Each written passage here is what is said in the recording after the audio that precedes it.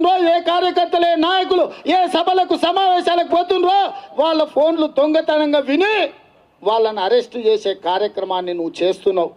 నువ్వు అనుకుంటుండొచ్చు కేసీఆర్ ఉన్నాడని. ఎంతకాలం ఉంటాడో కేసీఆర్ నువ్వు గుర్తుపెట్టుకో. ఇక ఉండేది కేసీఆర్ రెండేళ్ళే. వచ్చే రాజ్యం సోనియమ్మ రాజ్యం.